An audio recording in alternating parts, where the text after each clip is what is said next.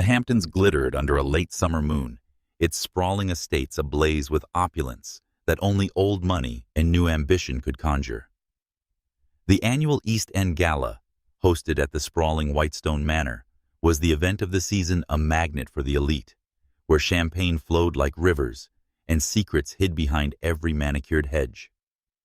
Julian Whitmore, a white American billionaire with sharp blue eyes and a jawline that could cut glass, stood at the edge of the ballroom, his tailored tuxedo doing little to mask the storm brewing within him. His pale skin, flushed faintly from the crowd's heat, caught the chandelier's light as he swirled a glass of bourbon, his third night.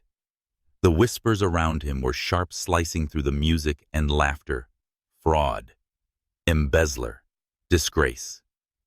The accusations splashed across every major outlet that morning had turned his name into a punchline. Once, the untouchable titan of real estate, Julian was now a pariah in the circles he dominated. He slipped through this crowd, ignoring the sidelong glances, and found refuge in the shadowed terrace overlooking the ocean. The air was cooler here, and the crash of waves was a reprieve from the suffocating judgment inside. He leaned against the stone balustrade, letting the bourbon burn his throat, when a soft voice broke the silence. Rough night. Julian turned, startled. Standing a few feet away was Amara Brooks, an African-American nurse, whose presence at the gala seemed almost accidental. Her deep brown skin glowed under the moonlight, and her dark eyes held a quiet strength that contrasted with the delicate silver gown she wore. Her gentle and unassuming smile carried none of the pretense that saturated the room behind them.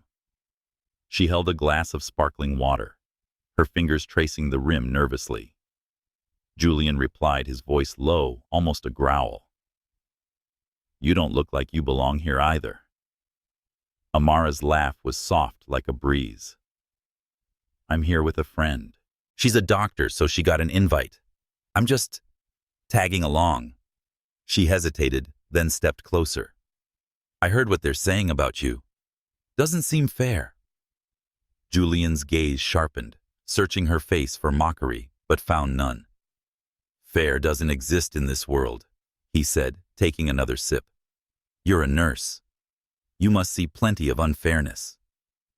Amara admitted more than I'd like, her eyes drifting to the ocean. "People suffer every day. Doesn't mean they deserve it."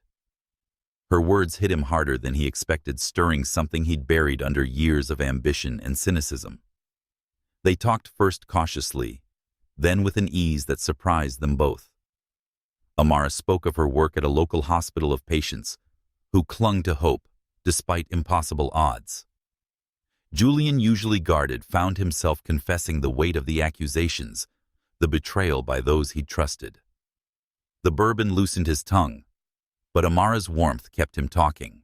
She listened not with pity, but with a quiet understanding that made the night feel less heavy. Hours passed unnoticed. The gala's noise faded, leaving only the rhythm of their voices and the distant waves. They wandered the estate's gardens, the air thick with jasmine and possibility. Amara's hand brushed his as they paused by a fountain, and the touch sent a jolt through Julian's carefully constructed walls. He looked at her, her dark curls catching the moonlight, her brown skin radiant against the silver of her dress, and felt something he hadn't in years: vulnerability. "Do you ever wish you could disappear?"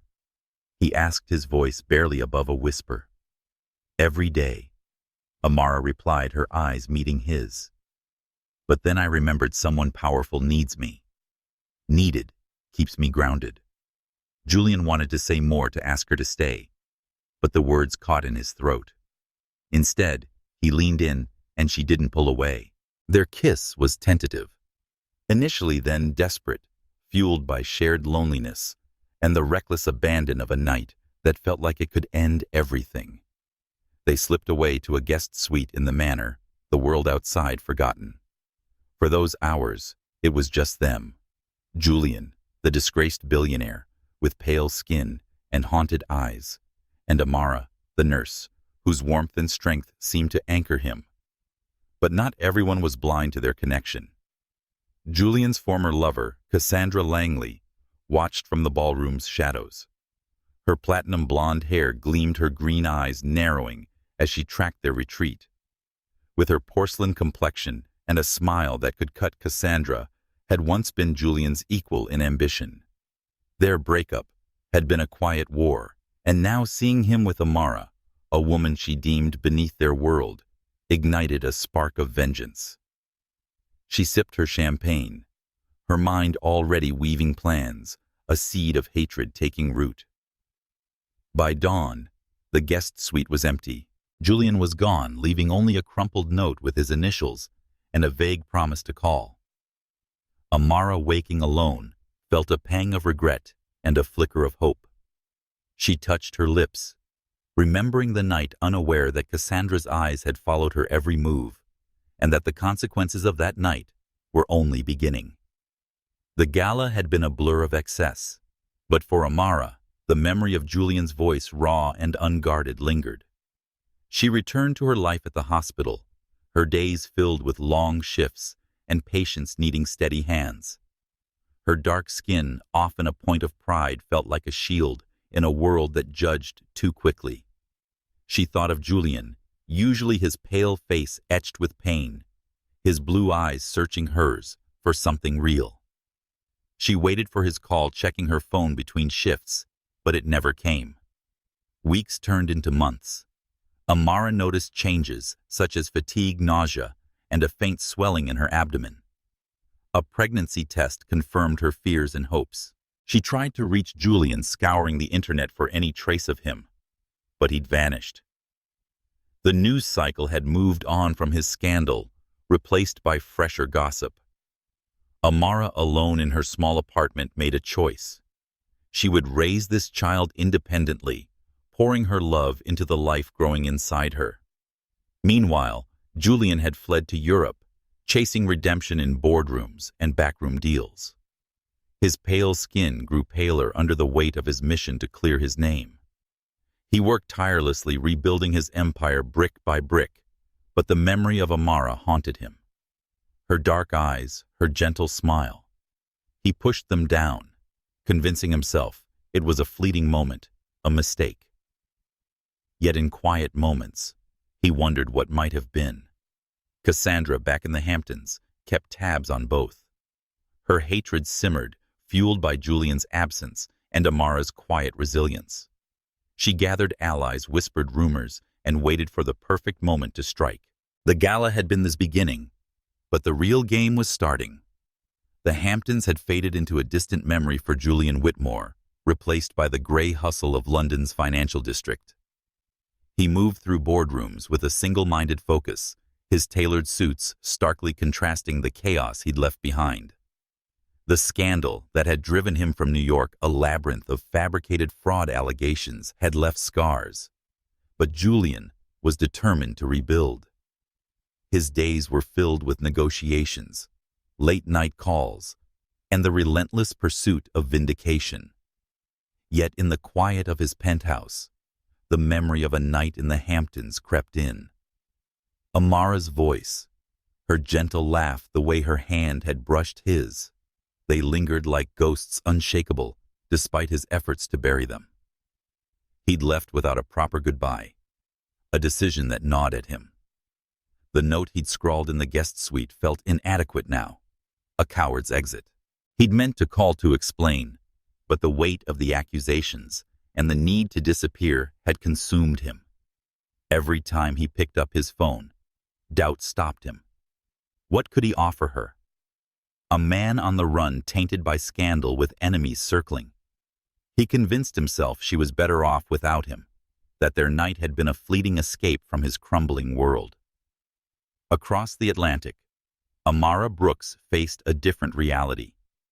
Her apartment in Queens was modest, cluttered with medical textbooks and the small comforts she'd carved out for herself. The hospital where she worked demanded long shifts, endless paperwork, and patients who clung to her care like a lifeline. But now, there was something else, the child growing inside her. The pregnancy had been a shock, a complication she hadn't planned for. She'd tried to find Julian scouring news articles and social media for any hint of his whereabouts, but he was a ghost.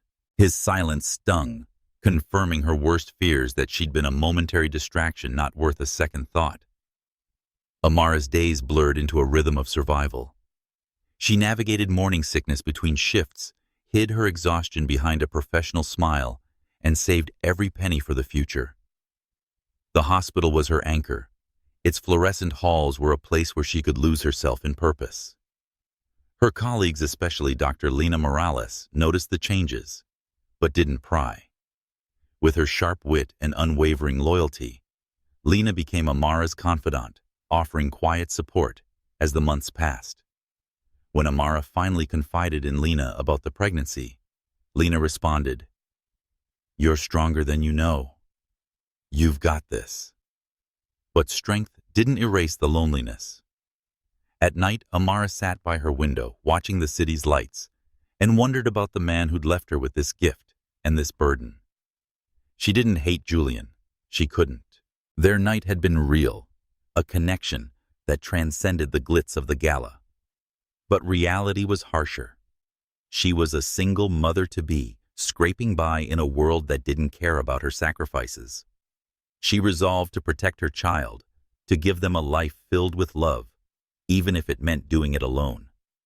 Julian, meanwhile, was rebuilding his empire with ruthless precision.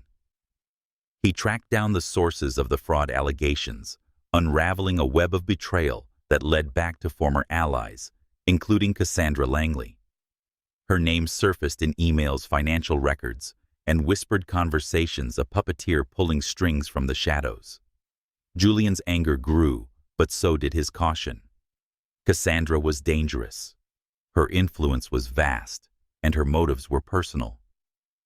He kept his distance, focusing on his comeback, but her presence loomed like a storm cloud.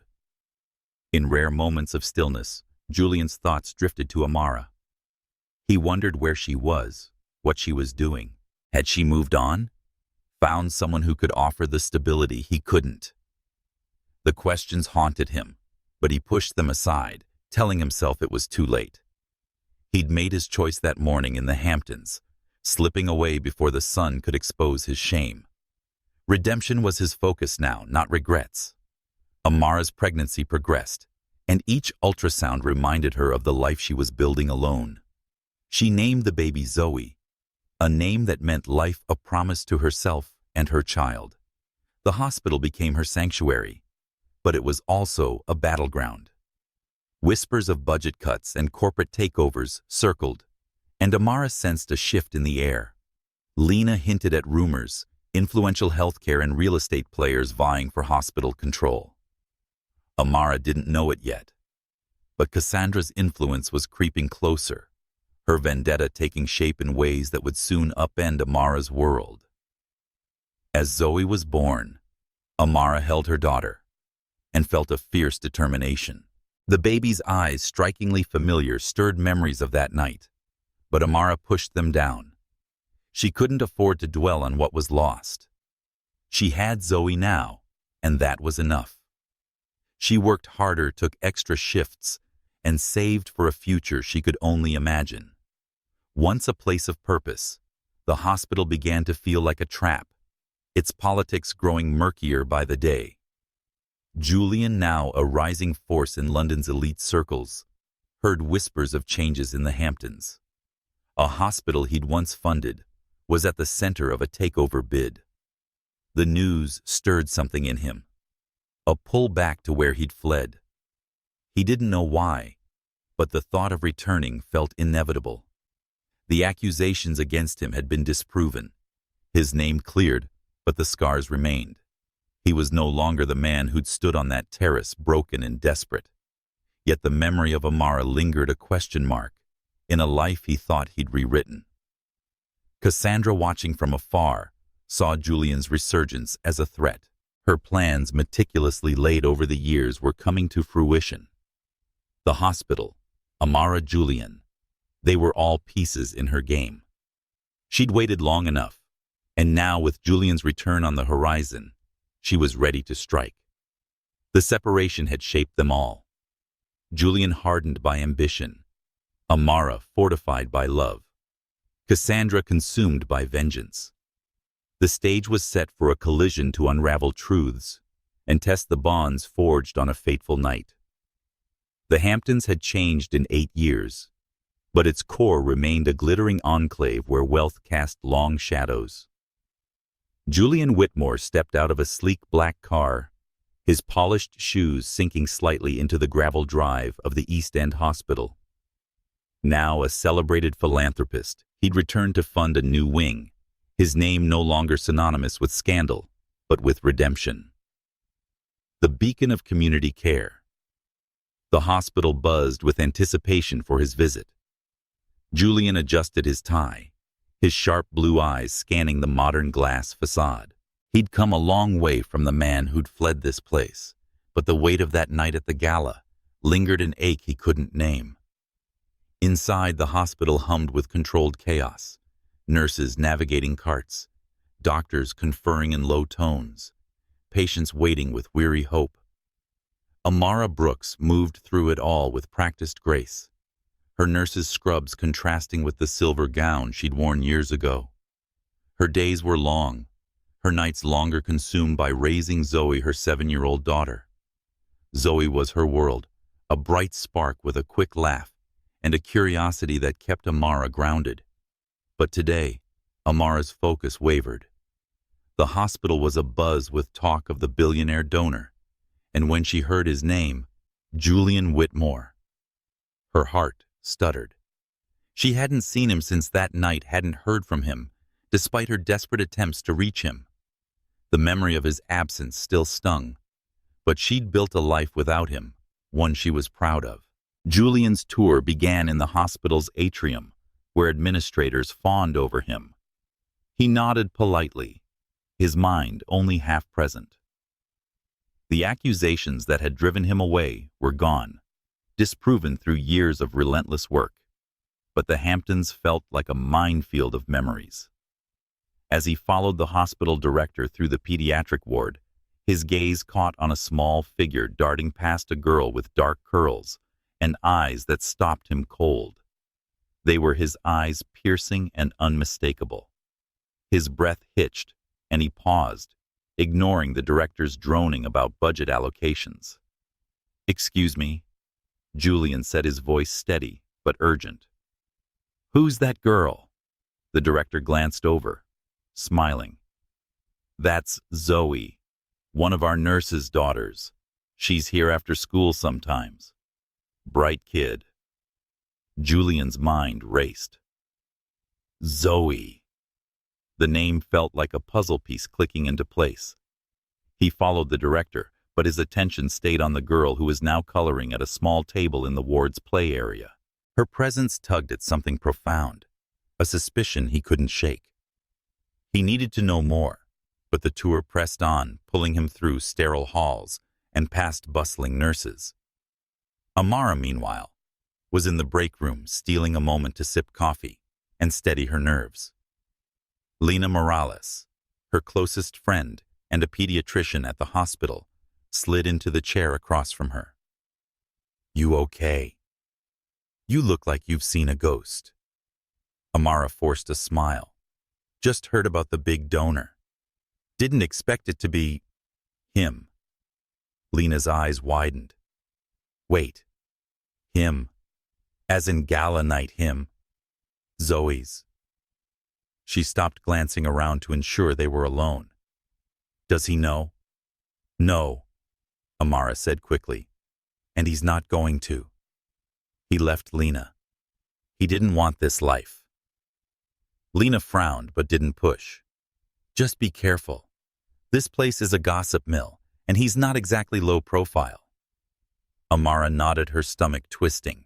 She'd spent years protecting Zoe from the chaos of Julian's world, a world of power and privilege she'd never felt part of. The idea of him being here so close threatened the careful balance she'd built. She returned to her shift, focusing on her patients, but every footstep in the hall made her tense, expecting to see him. Julian's tour wound through the hospital, his mind only half on the director's pitch for more funding. He kept seeing Zoe's eyes a mirror to his own. When the group paused near the nurse's station, he spotted her Amara. She was charting her head, bent, her dark curls pulled into a neat bun. His chest tightened. She looked the same, yet different, stronger, more resolute. He excused himself from the group and approached his steps, deliberate. "Amara," he said, his voice softer than he intended. She froze her pen, stopping mid-sentence. Slowly, she looked up, her dark eyes meeting his. For a moment, the hospital faded. The beeping monitors, the chatter, the antiseptic smell. It was just them, like that night on the terrace. "Julian," she said, her voice steady, but laced with caution. "What are you doing here?" "I'm funding the new wing," he replied, searching her face for a reaction. "Didn't expect to see you." Likewise, her tone was clipped, and her posture was rigid. She glanced around, aware of curious eyes. "I have work to do." "Wait," he said, stepping closer. "Can we talk? Just for a minute?" Amara hesitated, then nodded. They stepped into a quiet hallway, the tension between them palpable. Julian wanted to ask about Zoe, about the years he'd missed, but the words felt too heavy. Instead, he said, "I never meant to disappear like that. Things were complicated." "Complicated." Amara echoed, her voice flat. "That's one way to put it." "I tried to fix things," he said, his frustration rising. "The accusations, the lies, they were tearing me apart. And you left me to pick up the pieces," she shot back, her eyes flashing. "I don't need your explanations, Julian. I've moved on." Her words cut, but before he could respond, a small voice interrupted. "Mommy!" "I finished my drawing." Zoe bounded toward them, holding a colorful sketch. She stopped, looking up at Julian with those hauntingly familiar eyes. "Who's this?"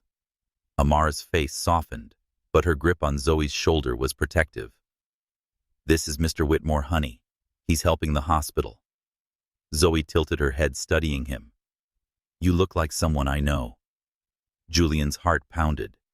He knelt to her level, forcing a smile. "Do I? Maybe we've met in a dream." Zoe giggled, but Amara's expression hardened. She steered Zoe away, murmuring about getting her to the playroom. Julian watched them go, his mind a storm of questions. Was Zoe his? The timing, and her eyes pointed to a truth he wasn't ready to face. In the pediatric ward, Julian lingered, asking the director casual questions about the staff. He learned Amara was a single mother, respected but private, her daughter a frequent visitor after school. The pieces were falling into place, but doubt gnawed at him. Had Amara known? Had she kept Zoe from him deliberately? The thought fueled a mix of anger and longing. Amara, meanwhile, struggled to focus. Seeing Julian had reopened wounds she'd thought healed. He was different now, more polished, more controlled, but those eyes still held the same intensity. She couldn't let him disrupt her life, not when Zoe was her priority. Yet the way he'd looked at Zoe, the recognition in his gaze, terrified her. What if he wanted to take her away? Her world, built on sacrifice and love, felt suddenly fragile. As Julian left the hospital, he passed the playroom, catching a glimpse of Zoe laughing with another child. He paused, his resolve hardening. He needed answers, and wouldn't leave the Hamptons until he had them. But in the shadows of the parking lot, another figure watched Cassandra Langley, her presence unnoticed, her plans already in motion. The reunion had begun, but was only the first step in a game she intended to win. The hospital's fluorescent lights cast a sterile glow over the break room, where Amara sat, her hands wrapped around a cold cup of coffee. The encounter with Julian had left her rattled, her carefully constructed defenses cracking under the weight of his presence. She'd spent 8 years building a life for herself and Zoe, where Julian Whitmore was a memory, not a reality. Now he was back, his name on every lip in the hospital, his influence seeping into the place she'd made her own. She couldn't shake the way he'd looked at Zoe, the recognition in his eyes.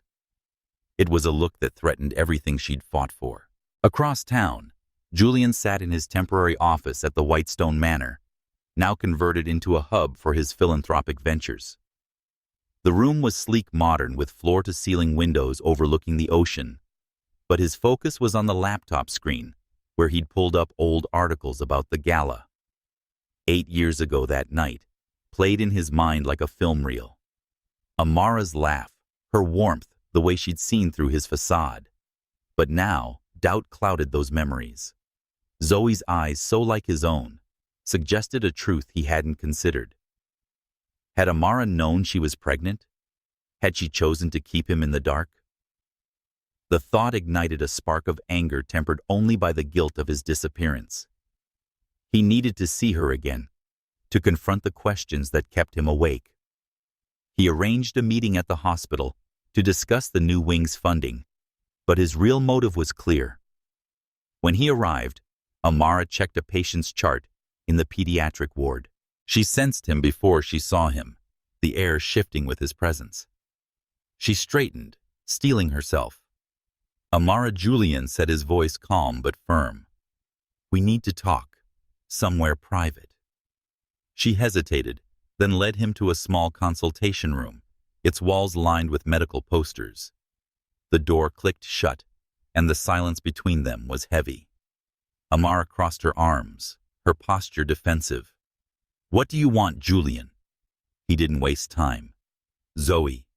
She's mine, isn't she?" The bluntness of the question hit like a blow. Amara's breath caught, but she held his gaze. "You don't get to walk in here after 8 years and make demands. You left. You didn't call, didn't write. I had to move on.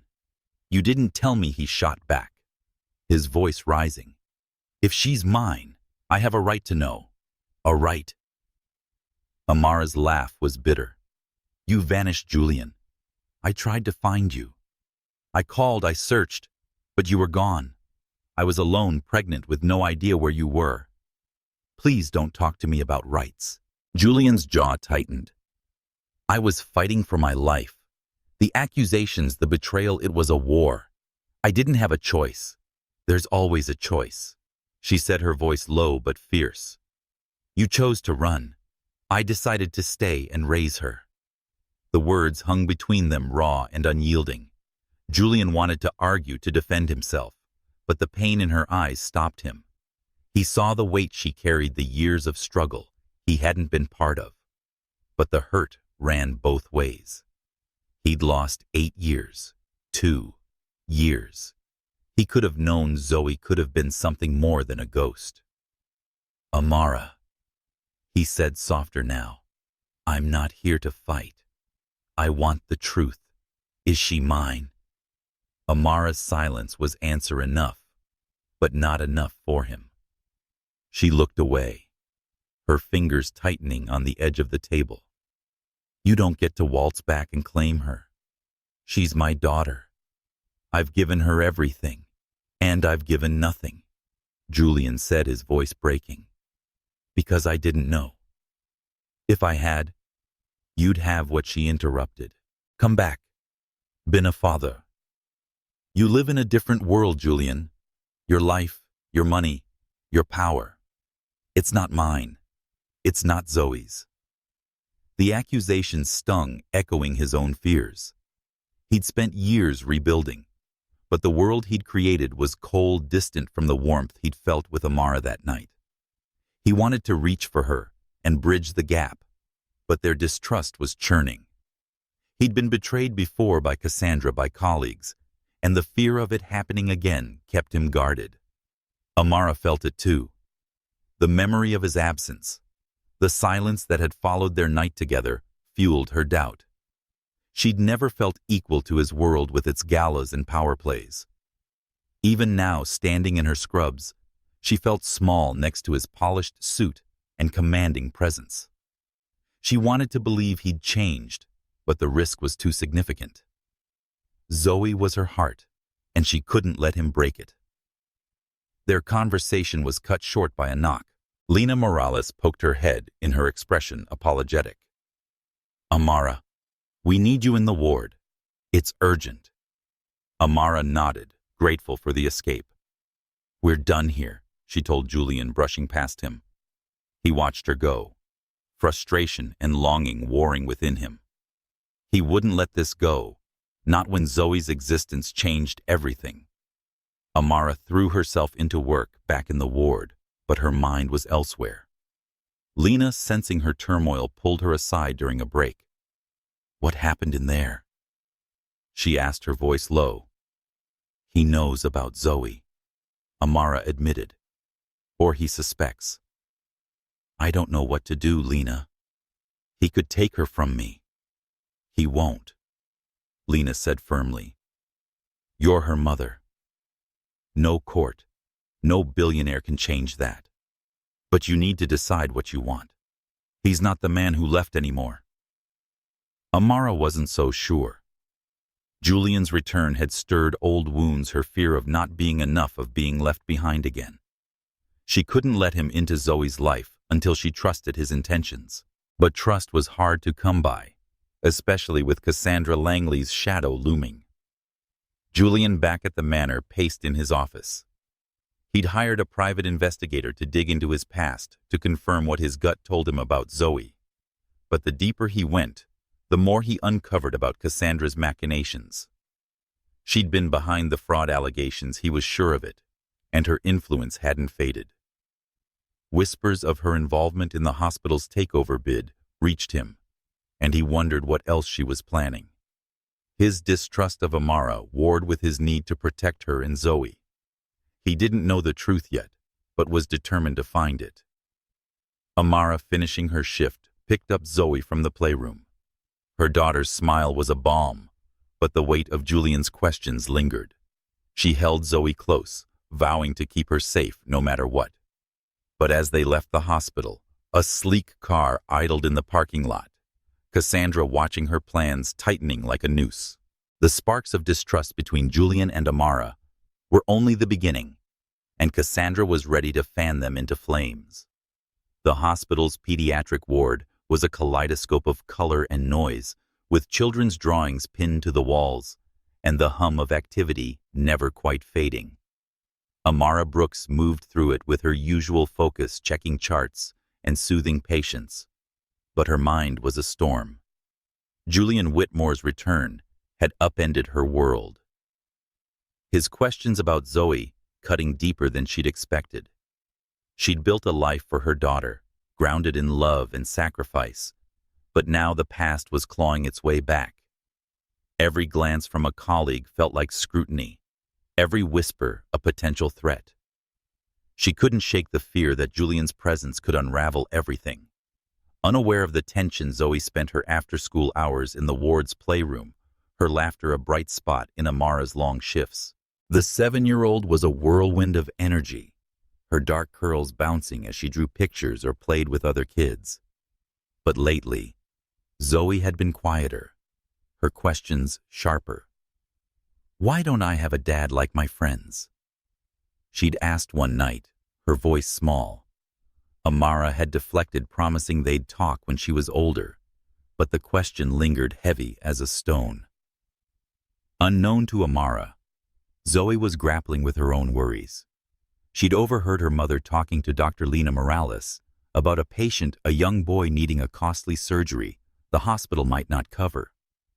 Zoe didn't understand the details, but she saw the strain in her mother's eyes, the way she stayed up late with bills and paperwork.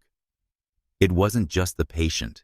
It was everything. The hospital's budget cuts, the rumors of a corporate takeover, the weight of being a single mother. Zoe, with a child's fierce loyalty, wanted to help. She didn't know how, but she knew someone who might, the man with the kind eyes who'd visited the hospital, the one her mother called Mr. Whitmore. In the playroom, Zoe sat cross-legged, a crayon in hand, and wrote a letter. Her handwriting was careful, the words earnest but straightforward. Dear Mr. Whitmore, my name is Zoe Brooks. My mom is a nurse at the hospital.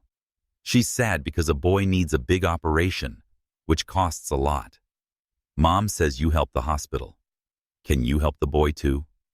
Please don't tell my mom I wrote this. She'd be mad. Thank you. From Zoe. She folded the paper into a small square, her heart racing.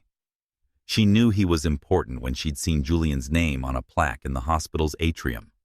Slipping the letter into an envelope she'd found in the playroom's craft supplies, she addressed it to Mr. Whitmore, the rich man. She didn't know his office address, so she tucked it into her backpack, planning to ask Lena for help. Lena, always kind and quick with a smile, seemed like someone who'd understand. Lena Morales, meanwhile, was navigating her own challenges.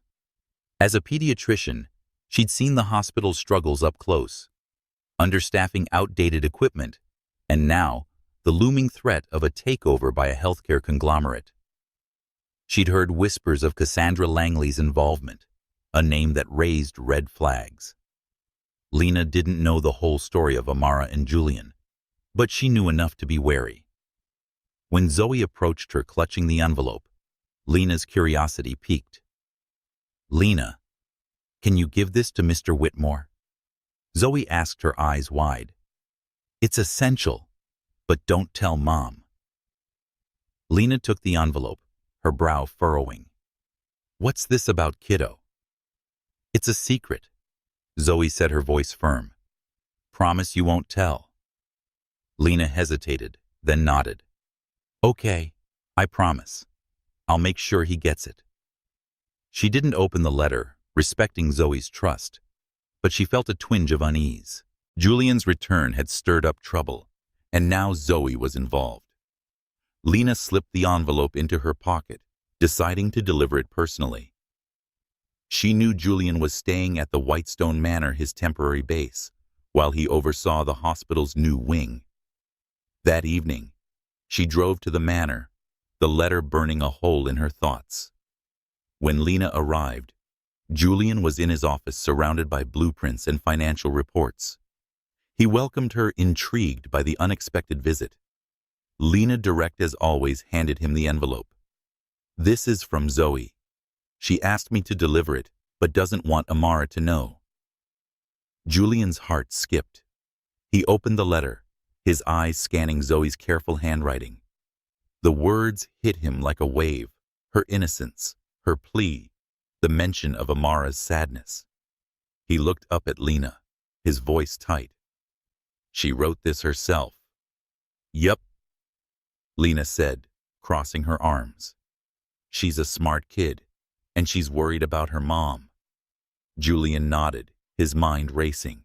The letter confirmed what he'd suspected: Zoe was his daughter, or at least he felt it in his bones.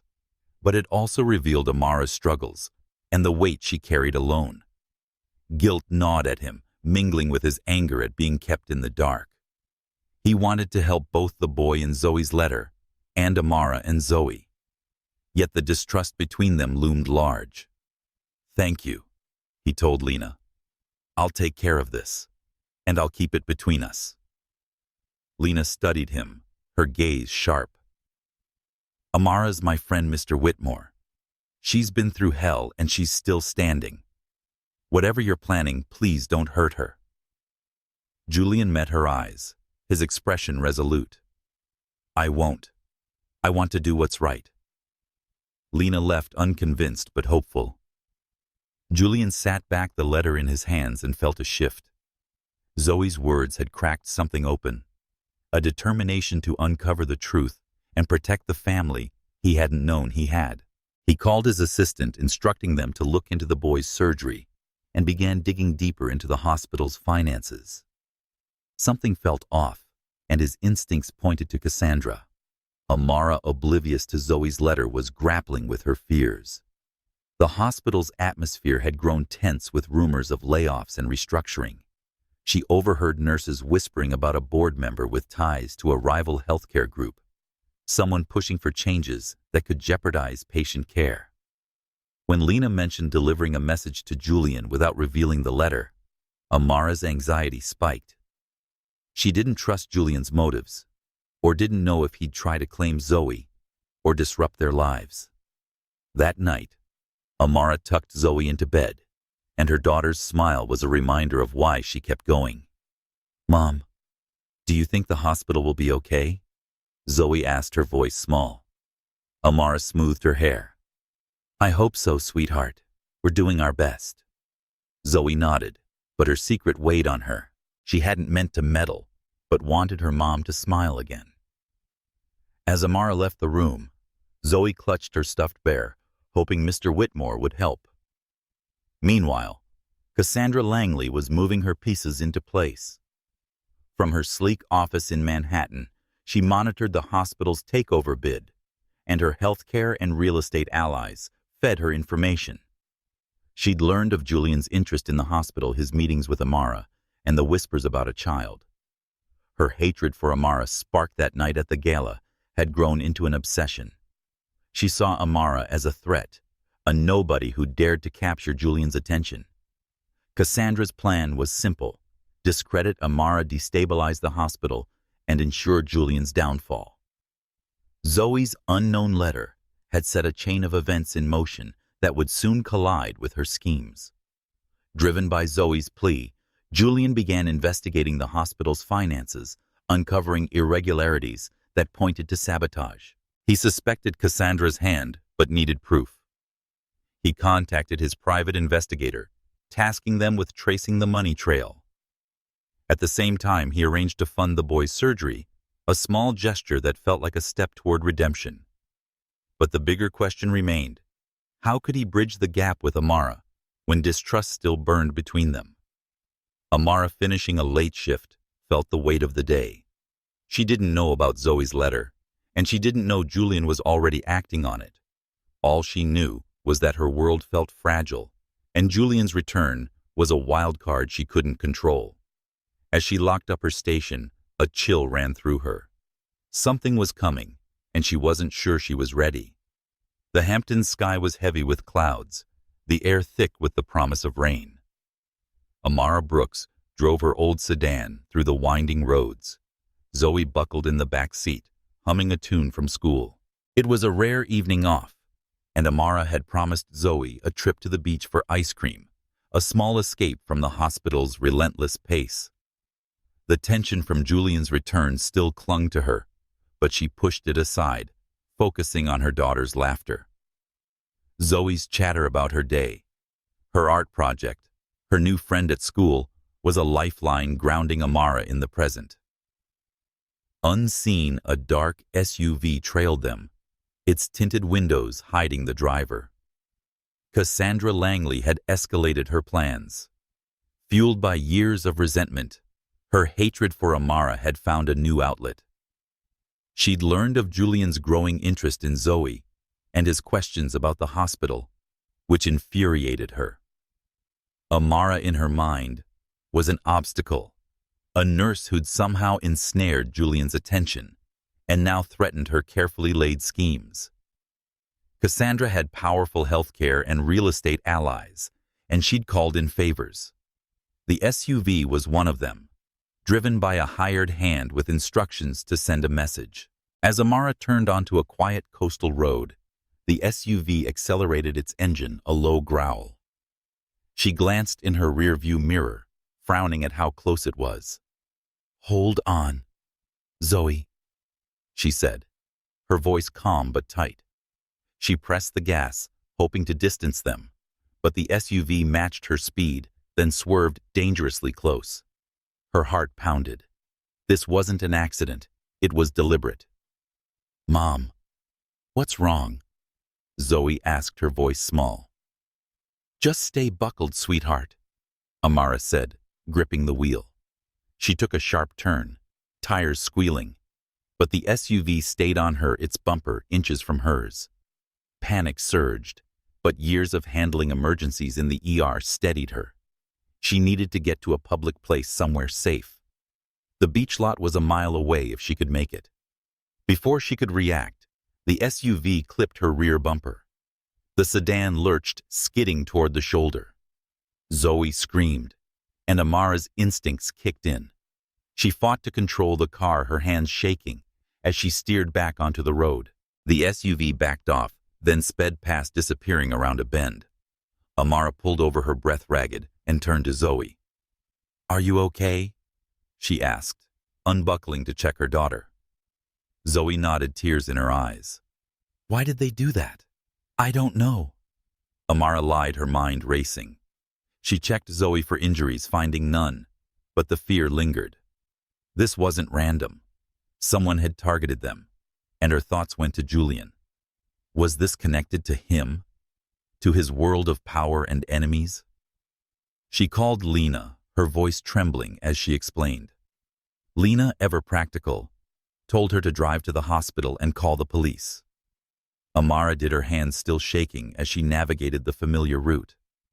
At the hospital, Lena met them in the parking lot, her face a mix of worry and anger. You're both okay? Lena asked, hugging Zoe tightly.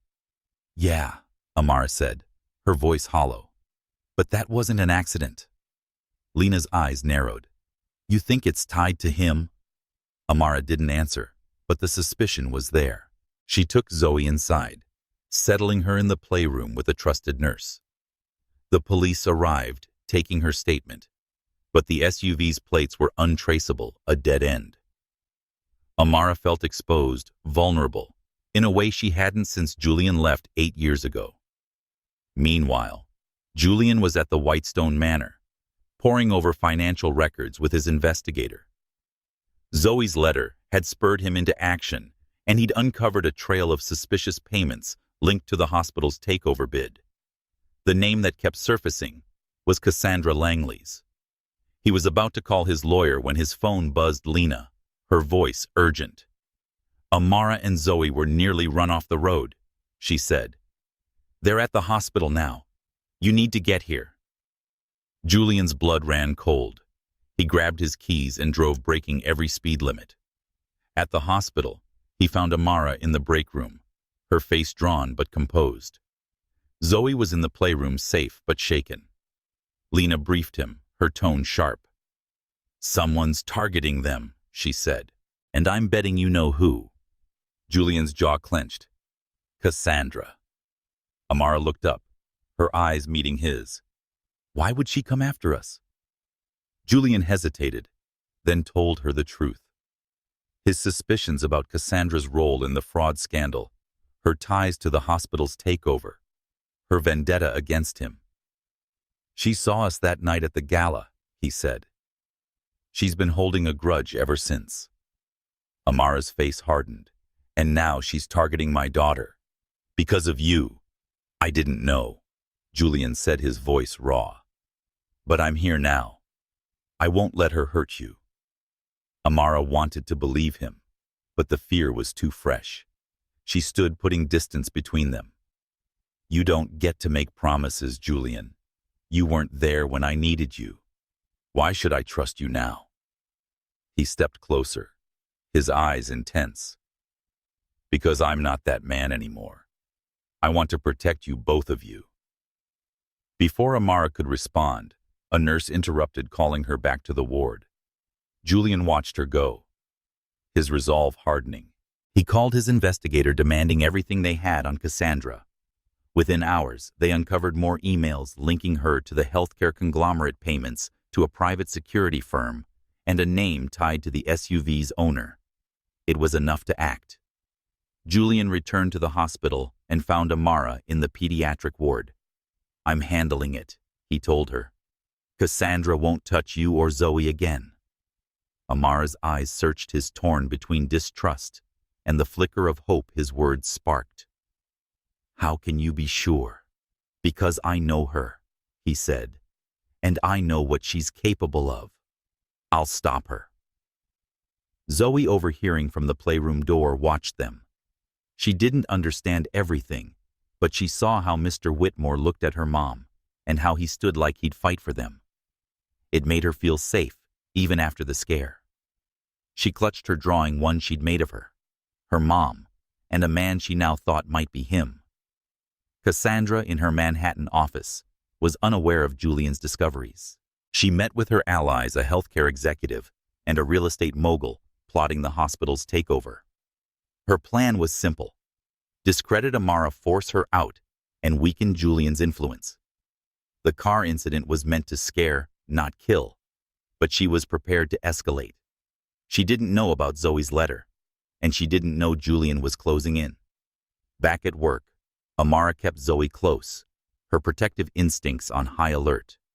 Lena stayed by her side, a steady presence.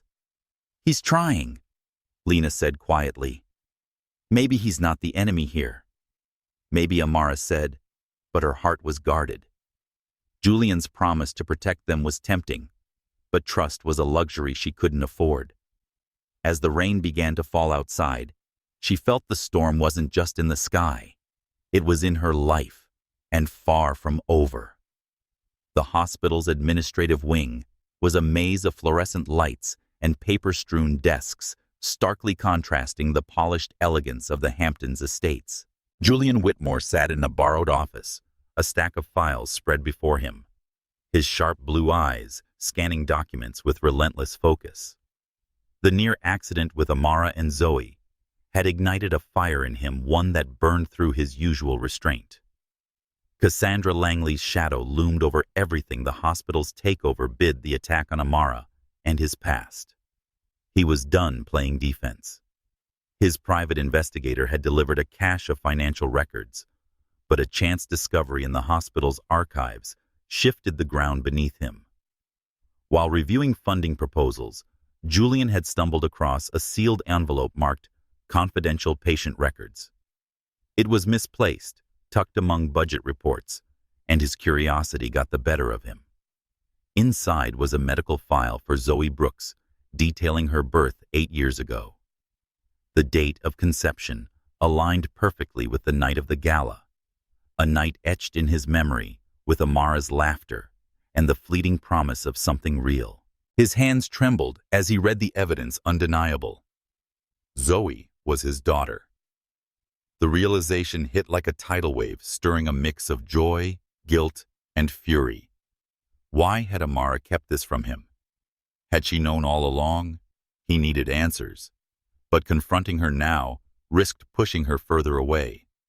Instead, he called Dr. Lena Morales, the trusted person to bridge the gap. Lena met him in the office, her expression wary but open. She said, "You look like you've seen a ghost closing the door." "I found Zoe's records," Julian said, his voice low. "She's mine, Lena. There's no doubt." Lena's eyes softened, but her tone was firm. "Amara's been through hell, Julian. She tried to find you, but you were gone. She didn't hide Zoe out of spite. She was protecting her." "Protecting her from what?" he asked, frustration creeping in. "From me. From your world," Lena replied. "The scandals, the power plays, the people like Cassandra, who'd chew her up to get to you. Amara's strong, but she's not bulletproof." Julian leaned back, the weight of her words settling in. He'd spent years rebuilding his empire, but at what cost? The file lay open on the desk, a silent accusation. He wanted to storm into the ward and demand the truth, but Lena's warning held him back. He needed Amara to trust him, and that meant proving he wasn't the man who'd left her. Meanwhile, Amara was in the pediatric ward. Her focus split between her patients and the lingering fear from the car incident. The police had found nothing. The SUV was a ghost in the system.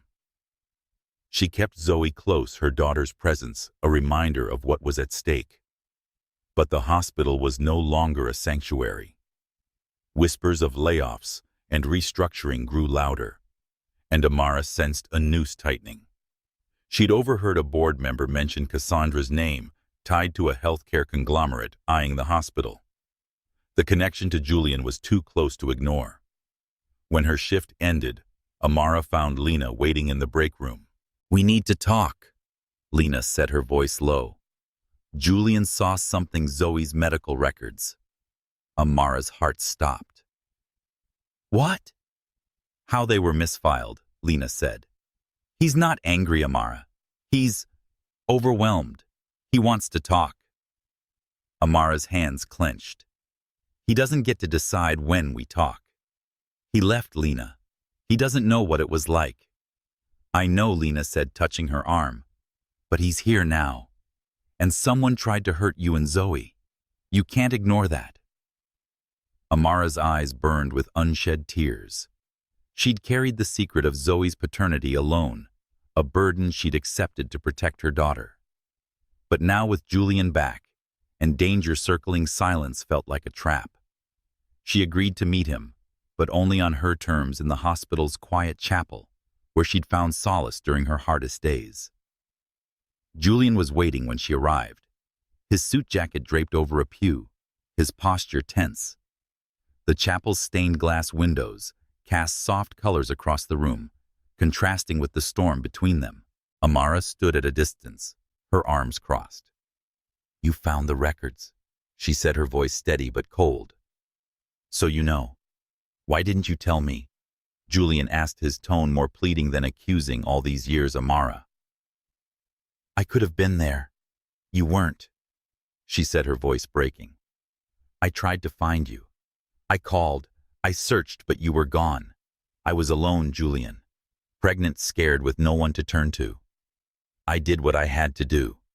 He stepped closer, his eyes searching hers. "I didn't know. I was fighting my own battles. Cassandra, the accusations, everything. I thought I was protecting you by staying away. Protecting me." Amara's laugh was sharp. "You left me to face it all alone, and now you're back acting like you can step into our lives." "I want to," he said, his voice raw. "I want to know Zoe and be her father, but I was hoping you could tell me the truth." Amara's throat tightened. She wanted to scream, to tell him everything. How she'd cried herself to sleep those first months. How she'd worked double shifts to afford diapers. How she'd feared he'd take Zoe away if he ever returned. But another truth stopped her. Cassandra. Amara had received an anonymous email that morning, a veiled threat about a mistake in her patient records that could cost her job. She suspected Cassandra, but she knew the woman's reach. If she told Julian everything, Cassandra might strike harder. "I can't," she said finally, her voice barely above a whisper. "Not yet." Julian's face fell, but he nodded. "I'll wait. But I'm not going anywhere, Amara. Not this time." She left the chapel, her heart a tangle of fear and longing. Julian's sincerity had shaken her, but the threat of Cassandra loomed larger. She couldn't risk her job, her daughter, her life. The records had revealed the truth to Julian, but for Amara, they only deepened her fear of losing everything. Back at the manor, Julian pored over his investigator's latest report. The financial trail led to Cassandra's undeniable payments to the healthcare conglomerate. But there was more, a connection to the SUV that had targeted Amara and Zoe. Julian's anger grew, but so did his determination. He'd protect them, even if Amara didn't trust him yet. He sent the evidence to his lawyer, preparing for a confrontation. Cassandra's web was tightening, but he was ready to cut through it. Amara, meanwhile, checked on Zoe in the playroom. Her daughter was coloring, oblivious to the storm brewing. Amara's heart ached with the weight of her silence. She wanted to tell Julian everything and let him in, but the fear of Cassandra's retaliation and her sense of inadequacy in his world kept her guarded. As she hugged Zoe, she vowed to protect her no matter the cost. But the records had changed everything, and the truth was a ticking clock. The hospital's cafeteria was a hum of clattering trays and hushed conversations, a rare moment of calm in Amara Brooks's relentless schedule. She sat with Lena Morales, picking at a salad, her mind still reeling from her confrontation with Julian in the chapel. The truth about Zoe's paternity was out, but her silence had built a new wall between them. She wanted to trust and believe he'd changed, but the anonymous email threatening her job loomed like a shadow. She suspected Cassandra Langley, whose name was now whispered in every corner of the hospital, was tied to the takeover bid and the growing unrest among the staff. That morning, a new rumor had spread like wildfire. Amara had made a critical error in a patient's medication dosage, endangering a life. The accusation was false, but the damage was immediate. Colleagues looked at her with doubt, and her supervisor called her in for a review. Amara knew this wasn't a coincidence. The email had warned of consequences, and now they were here threatening her career and her ability to provide for Zoe. Lena, sensing her distress, leaned forward.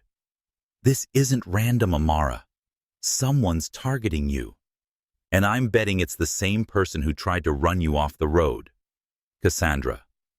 Amara said, her voice low. "She's behind this, isn't she?" Lena nodded. "She's got her hands on board meetings funding and even the nurses' schedules. I heard she's pushing for a full audit of the staff. Guess who's at the top of her list?" Amara's stomach twisted. Losing her job would mean losing everything: her home stability, Zoe's future. She'd worked too hard to let Cassandra destroy it, but fighting back felt impossible when she didn't know the full extent of Cassandra's reach. Across town, Julian was unraveling that reach. His private investigator had delivered a bombshell: bank records showing payments from Cassandra to a hospital board member tied to the same healthcare conglomerate angling for the takeover. The funds were funneled through shell companies, but the trail was clear. More damning was evidence linking Cassandra to the SUV incident, a wire transfer to a private security firm known for dirty work. Julian's blood boiled. Cassandra wasn't just playing games. She was waging war.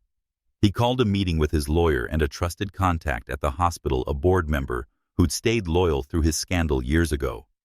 "We need to expose her," Julian said, slamming the documents on the table. "She's manipulating the hospital, targeting Amara, and putting my daughter in danger." The board member, a grizzled man named Harold, frowned. Cassandra's powerful friends: Julian, real estate, healthcare, and politics. "If you go after her, you need to be airtight." "I am." "Julian," said his voice steel, "and I'm not letting her hurt them again." Harold agreed to help, arranging a discreet meeting with other board members to present the evidence. But Julian knew this was only half the battle. Amara didn't trust him. Without her cooperation, he couldn't protect her fully. He needed to show her he wasn't the cold billionaire she feared, but a man who cared about her Zoe and the family he'd only discovered. He found her sitting on a bench during her break in the hospital's courtyard. The late afternoon sun cast long shadows, and Amara's tense posture, her hands clasped tightly. Julian approached, his steps cautious. "Amara," he said, sitting beside her. "I heard about the accusation. It's not true." She shook her head, her eyes fixed on the ground.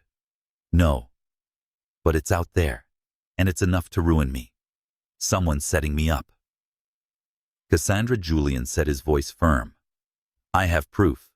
She's been funneling money to sabotage the hospital, and now she's coming after you." Amara looked up, her eyes searching his. "Why? What did I ever do to her?" "It's not about you," Julian said. "It's about me. She saw us together at the gala and never let it go. She thinks hurting you will hurt me." Amara's laugh was bitter. "So, I'm collateral damage in your war?" "No," he said, his voice fierce. "You're not collateral. You're everything, you and Zoe. I'm not letting her touch you." His words hung between them, raw and unguarded. Amara wanted to believe him and lean into the protection he offered, but the weight of the past held her back. "You say that now," she said, "but where were you when I needed you? I can't just trust you because you're here." "I know," Julian said, his voice softening, "but I'm trying to earn it. Let me help you fight this." Amara hesitated, torn between fear and the flicker of hope his sincerity sparked. Before she could respond, her phone buzzed, a text from Lena: "Board's meeting now. They're pushing the audit. You're on the list." Her heart sank. Cassandra was moving faster than she'd expected. Julian saw the change in her expression. "What is it?" "They're auditing me," she said, her voice hollow.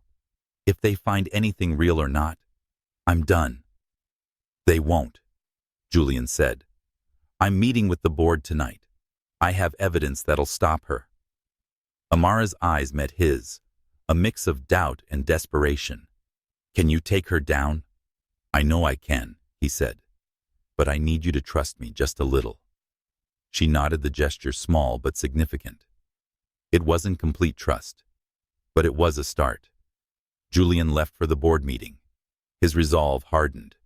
Amara returned to her shift, her mind racing. Lena was waiting, her expression grim. It's bad, Lena said. The audit's a smokescreen. They're looking for any excuse to fire you. Amara's hands trembled, but she squared her shoulders. Julian says he has proof against Cassandra. If he's right, we can stop this. Lena raised an eyebrow. You're trusting him now. Not wholly, Amara admitted. But he's fighting for us. That's something. Julian presented his evidence at the board meeting, bank records, emails, and the SUV connection. The room was tense. Some members were skeptical, and others were alarmed. Harold backed him, pushing for an investigation into Cassandra's dealings. The vote was close, but they agreed to pause the audit and dig deeper. Julian left the meeting feeling a flicker of victory, but knew Cassandra wouldn't go quietly. Amara, finishing her shift, picked up Zoe from the playroom. Her daughter's smile was a balm, but the fear lingered. She didn't know about Julian's progress, didn't know the web of lies was unraveling. But as she held Zoe's hand, she felt a shift. Julian wasn't the man who'd left her anymore. He was fighting not just for himself, but for them. It wasn't enough to erase the past, but it was enough to make her wonder if there was a future. In her Manhattan office, Cassandra received a call from her board ally. They're investigating, he said. Whitmore's got evidence. You need to move fast. Her lips curled into a cold smile. Let him try. I'm not done yet. The web of lies was fraying, but Cassandra was weaving a new one, and Amara and Julian were still caught in its threads. The Hamptons shoreline stretched endlessly under a twilight sky, the waves a rhythmic whisper against the sand. Amara Brooks walked barefoot, the cool grains grounding her as she tried to quiet the storm in her mind. The hospital's audit loomed, and Cassandra Langley's accusations of a medical error threatened her career. Julian Whitmore's promise to fight for her and Zoe lingered, but trust was fragile, eroded by years of his absence. Tonight, she'd agreed to meet him here away from the hospital's chaos, to hear him out. Zoe was safe with Lena Morales, giving Amara this rare moment to confront the past. Julian stood by a weathered driftwood log, his suit jacket discarded shirt sleeves rolled up. The ocean breeze ruffled his hair, and his sharp blue eyes tracked the horizon as if searching for answers in the fading light. He'd spent the day with his lawyer tightening the net around Cassandra's schemes. The board's decision to investigate her financial ties was a victory, but it was only the beginning. He needed Amara to know he was all in, not just for Zoe, but for her. Amara approached her steps hesitant. The beach was deserted, the distant lights of the Hamptons estates twinkling like stars. She stopped a few feet away, her arms crossed. You wanted to talk. I'm here. Julian turned, his expression raw. Thank you. I know you don't owe me this. She nodded, her gaze steady but guarded. You said you have proof against Cassandra. What's happening? He gestured to the log, and they sat, the space between them a silent acknowledgement of their fractured history. Julian took a breath, his voice low but deliberate. My investigator found payments from Cassandra to a board member funneled through shell companies. They're tied to the healthcare conglomerate pushing the takeover. The SUV that went after you and Zoe. That was her too. I've got the board looking into it, and they've paused your audit. Amara's eyes widened, a mix of relief and fear. She's really behind all this. Yes, Julian said, his jaw tight. She's been playing a long game since that night at the gala. I didn't see it then, but she's been trying to destroy me, and now you, because of what we shared. Amara's throat tightened. The memory of that night, his vulnerability, their connection felt like a lifetime ago. Why now? Why go after me and Zoe? Julian looked down, his hands clenching because I hurt her. Not intentionally, but our breakup was messy. She saw us together, saw something real, and it's eaten at her ever since. When I came back, when she realized Zoe might be mine, it set her off. Amara's heart pounded. So this is about revenge. Partially, Julian admitted. But it's also about power. The hospital, the takeover. It's all a way to control and keep me from what matters. He met her eyes, his voice softening. You and Zoe. You're what matters. The words hit her hard, stirring a longing she'd buried deep. But the pain of his absence was still raw. You say that, but you left Julian. You didn't call, didn't write. I was alone, pregnant, and scared. I built a life for Zoe without you. How do I know you won't leave again? Julian's face crumpled, and for the first time, Amara saw the weight he carried. He leaned forward, his voice breaking. I was a coward back then. The accusations, the scandal, it broke me. I thought I was protecting you by staying away, that my world would only hurt you. But I was wrong. I've spent 8 years regretting it, Amara. Every day I wondered what I'd lost. Her eyes burned with tears, but she held them back. You don't know what it was like. Working double shifts, barely sleeping. Always afraid I wasn't enough for Zoe. I wanted you there, Julian. I needed you. I know, he said, his voice raw. And I hate myself for it. When I saw Zoe and read her letter, something broke in me. I want to be her father, Amara. I want to be there for you if you'll let me. Amara's breath caught. Her letter. Julian hesitated, then explained Zoe's secret plea for the boy's surgery and her worry for her mother. She's incredible, he said, a faint smile breaking through. She's got your heart. Amara's tears spilled over, a mix of pride and pain. She hadn't heard about the letter and realized Zoe was carrying her burdens. She's my everything, she whispered. But I've never felt good enough for your world, Julian. The money, the power, it's not me. I'm just a nurse. You're not just anything, Julian said fiercely. You're stronger than anyone I've ever known. That night at the gala you saw me. Not the billionaire, not the scandal, just me. I've never forgotten that. I love you, Amara. I think I always have. The confession hung between them, fragile and heavy. Amara's heart raced, torn between the love she'd buried and the fear of being hurt again. She stood pacing the sand, her voice trembling. I loved you too. But I was alone, Julian. I built walls to survive. I can't let them down. He stood, closing the distance but not touching her. I'm not asking you to. I'm asking for a chance to earn your trust. I'll fight for you, for Zoe, for us. Whatever it takes. Amara looked at him, his eyes pleading, and felt the walls tremble. She didn't trust fully, not yet, but the sincerity in his voice, the pain he'd carried, mirrored her own. She nodded, a small gesture that felt monumental. One step at a time, she said. Julian exhaled, relief flooding his features. One step. I can do that. They stood there, the waves crashing the night, wrapping them in its quiet. Amara felt a flicker of hope for the first time, not just for Zoe, but for herself. But the shadow of Cassandra lingered, a threat neither could ignore. Julian promised to keep pushing against her as they parted, and Amara vowed to think about what he'd said. The confession had laid their wounds bare, but it also lit a spark, one that might yet grow. Back at the hospital, Lena watched Zoe, her mind on Amara. She'd seen the change in her friend, the crack in her armor. When Amara returned, Lena didn't ask about the beach, but her knowing look said enough. You okay? She asked. For now, Amara said, hugging Zoe tightly. Her love for her daughter grounded her, but Julian's words echoed a promise and a challenge. Cassandra's web was still out there, but for tonight, Amara held on to the possibility of healing. Julian returned to the Whitestone Manor, his mind racing. Amara's admission that she'd loved him and felt unworthy had shaken him.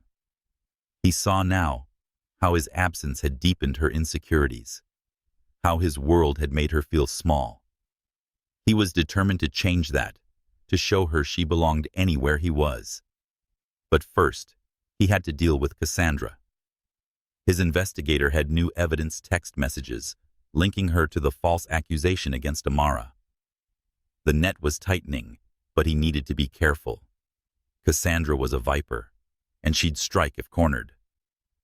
Amara, back home, tucked Zoe into bed, her daughter's sleepy smile a balm. She sat by the window, staring at the stars, and let herself feel the weight of Julian's confession.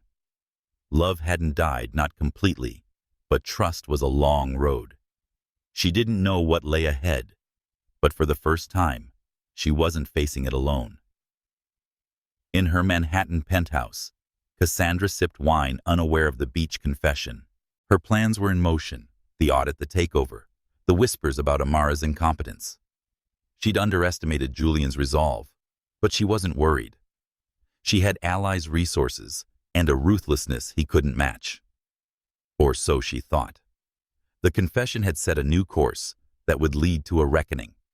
The East End Hospital's annual gala was a spectacle of crystal chandeliers and tailored elegance, a mirror to the night 8 years ago that had changed everything. The ballroom buzzed with the Hamptons elite, their laughter masking the undercurrent of tension. Julian Whitmore stood near the stage, his sharp blue eyes scanning the crowd. Tonight was more than a fundraiser. It was the stage for his confrontation with Cassandra Langley. He'd spent weeks gathering evidence, his investigator uncovering a trail of corruption that led straight to her. The hospital's takeover bid attack on Amara and Zoe, and false accusations bore her fingerprints. Tonight, he'd end it. Amara Brooks stood at the edge of the room, her silver gown a nod to that fateful gala, though her presence was far from celebratory. The audit had been paused, but the whispers about her alleged medical error lingered. She'd come at Julian's insistence, his promise that he'd clear her name ringing in her ears. Zoe was with Lena, safe at home, but Amara's heart was heavy.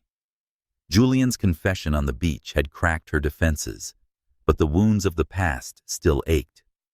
She wanted to believe in him, but trust was a leap she wasn't ready to take.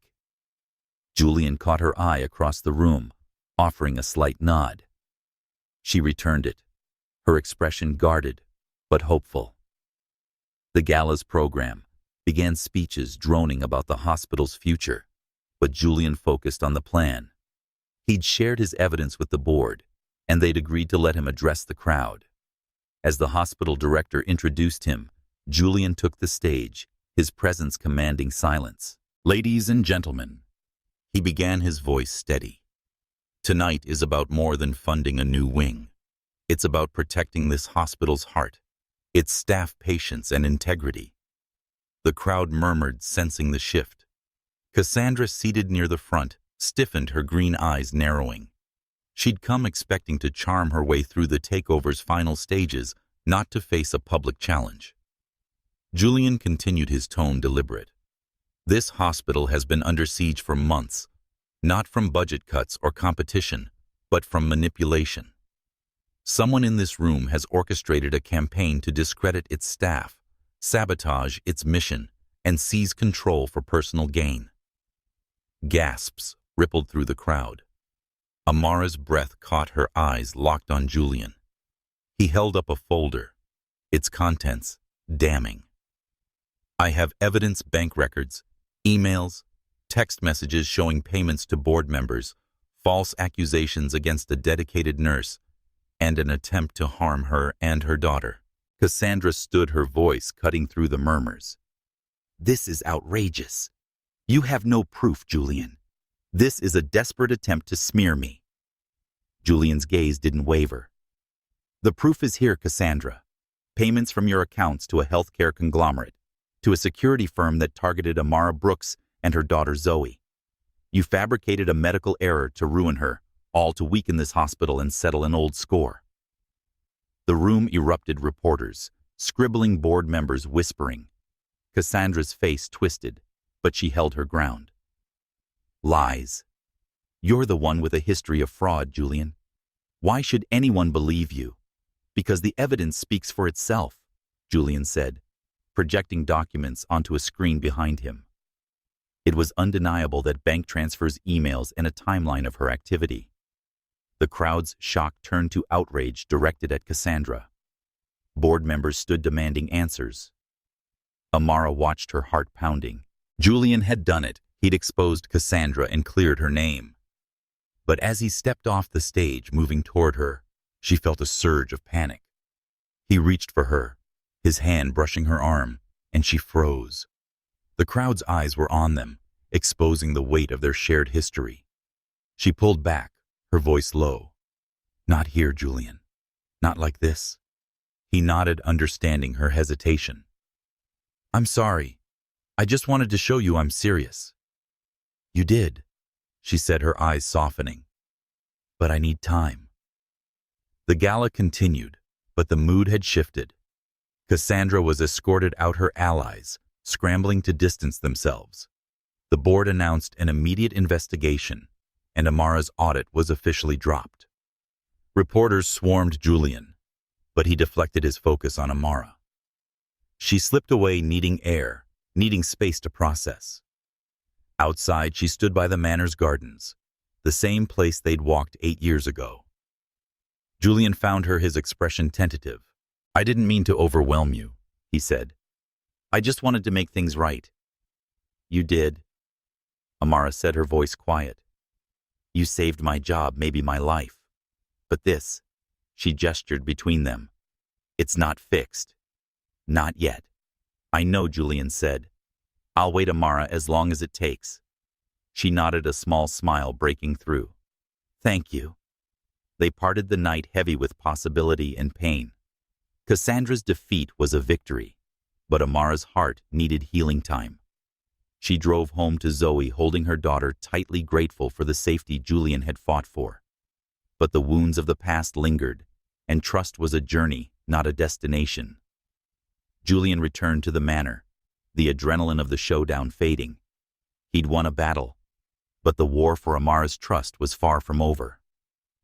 He sat at his desk, staring at Zoe's letter, its innocence a reminder of what he was fighting for. The gala had been a turning point, but the future was uncertain.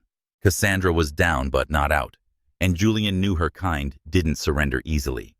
Amara, tucking Zoe into bed, felt the weight lift slightly. The accusations were gone, her job secure, but Julian's presence was a new challenge. She wanted to believe in him and them, but the scars ran deep. As she turned off the light, she whispered a promise to herself. She'd protect Zoe always. But maybe, just maybe, she could let herself hope for more. The Hamptons' autumn air carried a crisp edge, the leaves along the coastal roads turning amber and gold. Amara Brooks stood outside the East End hospital, her nurse's scrubs swapped for a simple dress, as she watched workers unveil a new sign, Zoe Brooks Pediatric Wing. The name, bold against the hospital's glass facade, was a testament to Julian Whitmore's commitment, a commitment that had begun to chip away at the walls she'd built around her heart. The gala showdown had exposed Cassandra Langley's schemes, clearing Amara's name and securing her job. But Julian's actions, since quiet, steady, unwavering, stirred something more profound, a fragile hope she hadn't dared to feel in years. Julian stood beside her, his suit impeccable, but his posture relaxed, a far cry from the guarded billionaire who'd returned months ago. Their daughter Zoe bounced between them, her dark curls tied with a ribbon, her excitement palpable. "It's got my name, Mom," she exclaimed, pointing at the sign. "Does that mean I'm famous?" Amara laughed, a sound that felt lighter than it had in weeks. "Not quite, sweetheart. It means Mr. Whitmore wanted to help kids like you." Julian knelt to Zoe's level, his sharp blue eyes softening. "It means you're special, Zoe. This wing will help a lot of kids get better." Zoe grinned, then darted toward a group of children invited for the unveiling, her laughter echoing. Amara watched, her heart swelling, but tethered by caution. Julian's gesture was monumental, funding a pediatric wing, naming it after Zoe, but it didn't erase the 8 years he'd been gone. Trust was a slow build, and she was still learning its shape. The ceremony began, and hospital staff and donors gathered under a white tent.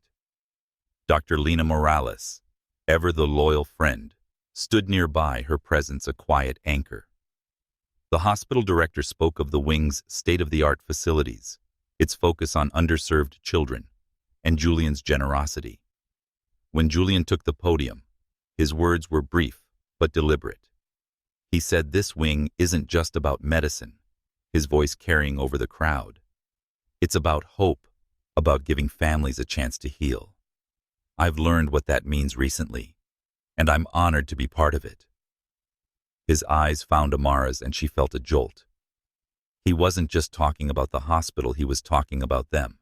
The crowd applauded, but Amara focused on Julian as he stepped down, joining her and Zoe. Reporters lingered, snapping photos, but Julian waved them off, his attention on his daughter. "Want to see inside?" he asked Zoe, who nodded eagerly. They toured the wing, its bright halls filled with colorful murals and child-friendly spaces. Zoe ran ahead, exploring, while Amara and Julian followed, their steps slow. "Amara said you didn't have to do this," her voice soft, naming it after her. "I wanted to," Julian replied. "Not to buy your trust, Amara. I'm here to show you. I'm here for both of you." She nodded, her throat tight. The past weeks had been a whirlwind. Cassandra's exposure, the audit's dismissal, Julian's relentless efforts to protect them. He'd stayed in the Hamptons, attending Zoe's school events and meeting Amara for coffee. He never pushed, but was always present. It was a side of him she hadn't seen before. Not the billionaire, but the man flawed and trying. "I see that," she said finally. "But it's hard, Julian. Letting you in means risking everything again." "I know," he said, his voice low. "I'm not asking for everything, just a chance to be her father and part of your life. We can go slow." Amara's eyes searched his, finding sincerity and the shadow of her fears. She'd spent years feeling out of place in his world, a nurse among the elite. But his actions, the wing, his fight against Cassandra, his quiet patience challenged that doubt. "Slow sounds. Good," she said, a small smile breaking through. Zoe ran back, clutching a stuffed bear from the wing's gift shop. "Look, Mom, Mr. Whitmore got it for me." Amara raised an eyebrow at Julian, who shrugged, a grin tugging at his lips. Couldn't resist. The moment felt like a snapshot of what could be a family, tentative but real. But Amara's heart still carried scars, and she wasn't ready to leap. They left the ceremony, Zoe chattering between them, and drove to a nearby diner for dinner. It was simple, unglamorous, a far cry from the galas that defined Julian's world. He didn't flinch, laughing as Zoe spilled ketchup on her shirt, helping Amara wipe it off. For the first time, Amara saw him not as a billionaire, but as a potential partner and father. Lena, joining them later, noticed the shift. "He's trying," she whispered to Amara as they cleared plates. "More than I expected." "I know," Amara said. "I'm starting to believe it." That night, Amara tucked Zoe into bed, and her daughter's bear was under her arm. "Is Mr. Whitmore going to stay?" Zoe asked, her voice sleepy. Amara hesitated, then smiled. "He's trying to, sweetheart. We'll see." After Zoe drifted off, Amara sat by her window, the stars bright above the Hamptons. Julian's promise to go slow echoed a balm to her wounded heart. She'd enrolled in a graduate nursing program, a step toward her dreams, and Julian offered to cover the costs, no strings attached. It was another gesture, another brick in the bridge he was building. She didn't trust him fully, but was starting to believe he could be the man she'd glimpsed that night at the gala. Back at the Whitestone Manor, Julian stood on the terrace, the same one where he'd met Amara 8 years ago. The ocean's rhythm hadn't changed, but he had. Zoe's letter. Amara's confession on the beach. The fight against Cassandra. They'd reshaped him. He wasn't just fighting for redemption anymore. He was fighting for a family. But the victory at the gala felt incomplete. Cassandra was under investigation, her influence waning, but she hadn't been seen since. His investigator warned she was still out there, likely planning her next move. Amara, too, felt the unease. The hospital was stable, and her job was secure, but the anonymous email from weeks ago lingered in her mind. Cassandra's reach was long, and Amara knew better than to assume the danger was gone. As she locked her apartment door, she made a silent vow she'd let Julian in, but protect Zoe above all else. The pediatric wing was a promise of healing, but the scars of the past needed time, and Amara was ready to take it one day at a time. The days that followed were a delicate dance. Julian joined Amara and Zoe for small outings, a park picnic, a movie night, each moment a step toward trust. Amara watched him with Zoe, saw how he listened to her stories, tied her shoelaces, and carried her when she got tired. It wasn't perfect, but it was real. Lena, ever the skeptic, began to soften, joking that Julian might just be decent after all. Amara's graduate classes started her evenings filled with textbooks and hope for a future she'd once thought impossible. Julian's financial and emotional support felt like a lifeline, but she insisted on paying her own way when she could. It was her way of holding on to independence, of proving she was enough. Julian respected it, never pushing, always there. But the shadow of Cassandra lingered. A news article mentioned her departure from the healthcare conglomerate, her name tied to a federal probe. Julian's lawyer assured him the evidence was airtight, but Amara's instincts prickled. She'd learned to trust her gut, and it told her the story wasn't over. As she walked Zoe to school one morning, she glanced over her shoulder, half expecting to see that dark SUV. It wasn't there, but the unease remained. Julian, too, felt it. He doubled security at the manor and kept his investigator on retainer. The pediatric wing was a triumph and a target, a symbol of his defiance against Cassandra. He met with the hospital board, ensuring protections for Amara and the staff, but his focus was on the future, a future with Zoe and Amara, if they'd have him. After finishing a late shift, Amara found a note under her locker. "You're welcome. J." It was simple, unsigned officially, but she knew it was Julian, a quiet nod to his promise. She tucked it into her pocket, a small smile forming. Healing was slow, but it was possible, and for the first time, she believed they might get there together. The coastal house was modest by Hamptons standards, its white clapboard exterior kissed by salt air and surrounded by wild grasses. Amara Brooks stood on the porch, watching Zoe chase seagulls across the sand, her laughter carrying over the waves. It had been 3 months since the pediatric wing's unveiling. 3 months since Julian Whitmore's promise to go slow had begun to reshape their lives. They'd moved here together. Amara, Zoe, and Julian, a tentative step toward a shared future. The house leased with Julian's help, but chosen by Amara was a compromise close to the hospital, grounded in her world, but with room for him to be part of it. Julian was inside flipping pancakes, his usual precision replaced by a playful messiness Zoe had brought out in him. He was learning to be a father, fumbling through bedtime stories and school projects, but his effort was undeniable. Amara watched him through the window, his sharp blue eyes crinkling as he laughed at Zoe's latest joke. The sight stirred warmth, but also a flicker of fear. Trust was growing, but the past still whispered doubts. Amara's graduate nursing program was in full swing, with her evenings spent on lectures and assignments. Julian had offered to fund it, but she'd insisted on scholarships and part-time work, needing to prove she could stand independently. He respected it, showing up with coffee during her study sessions, cheering her on without overshadowing her. It was a balance they were still finding, but it felt right, slow, steady, real. Zoe, meanwhile, thrived. The move to the coast, the new school, Julian's presence. It was a lot, but she took it in stride. She called him Julian for now, the word dad too big. But her trust in him grew with every game, every hug.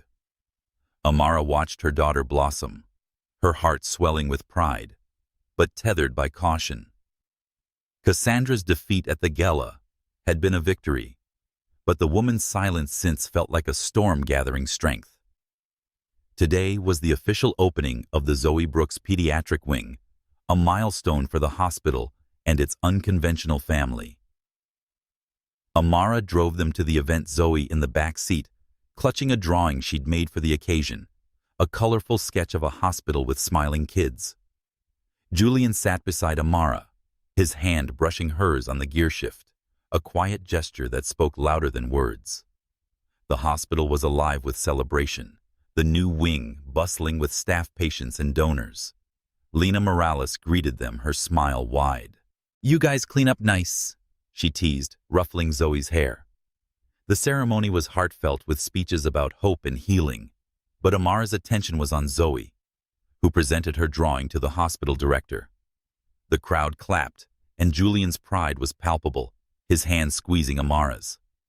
After the speeches, they mingled, Zoe darting between displays of medical equipment and play areas. Julian and Amara stood by a window watching her.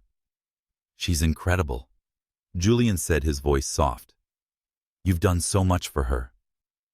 "We both have," Amara said, surprising herself with the admission. "You're showing up, Julian. It matters." He nodded, his eyes searching hers. "I want this, Amara. Us, Zoe, this life. I know it's not perfect, but it's real." She smiled, a weightlifter. "It's getting there." The moment was broken by a nurse approaching, holding a small gift box. She said this was left for Zoe at the front desk and handed it to Amara. The box was simple, tied with a ribbon with no sender's name. Amara's instincts prickled, but she opened it, revealing a delicate silver necklace. Her own one she'd worn at the gala 8 years ago, lost in the chaos of that night. Tucked inside was a note handwritten in sharp, elegant script. "Cassandra doesn't act alone." Amara's blood ran cold. She showed Julian, whose jaw tightened. "She's back," he said, his voice low. "Or someone sending a message." Lena, overhearing, joined them, her eyes narrowing at the note. "What the hell does this mean?" "I don't know," Julian said, his mind racing. "But I'm finding out." He called his investigator on the spot, stepping away to relay the note's contents. Amara clutched the necklace, memories of that night flooding back, Julian's vulnerability, Cassandra's venomous gaze. The note suggested a deeper game, one they hadn't seen coming. She looked at Zoe laughing with a nurse and felt a surge of protectiveness. Amara said, "We can't let this touch her," her voice fierce. "We won't," Julian promised, returning. "I've got people on it. Security's doubled, and I'm digging into Cassandra's network. She's not getting near you or Zoe." Amara nodded, but the unease lingered. The ceremony continued, but her focus was fractured, the necklace heavy in her pocket. Lena stayed close, her loyalty an anchor. "We'll figure this out," she said. "Together." Back at the coastal house that night, Amara and Julian sat on the porch, Zoe asleep inside. The ocean's rhythm was soothing, but the note's warning hung between them. "Who's she working with?" Amara asked, her voice low. "I don't know," Julian admitted. "But I've got a lead, a name from the conglomerate's board, someone tied to Cassandra's payments. I'll follow it." Amara reached for his hand, a small gesture that felt monumental. "We'll follow it," she corrected. This is our fight now. Julian squeezed her hand, his eyes reflecting the starlight. Ours. The future stretched before them, bright but shadowed. The house, the wing, their growing bond, a foundation, but the note was a crack. Cassandra's shadow loomed, her allies unknown. But Amara and Julian were no longer alone. They had Zoelina and a shared purpose. As the waves crashed, they sat together, ready to face whatever came next. A family forged in the fire of the past, standing firm against the darkness on the horizon.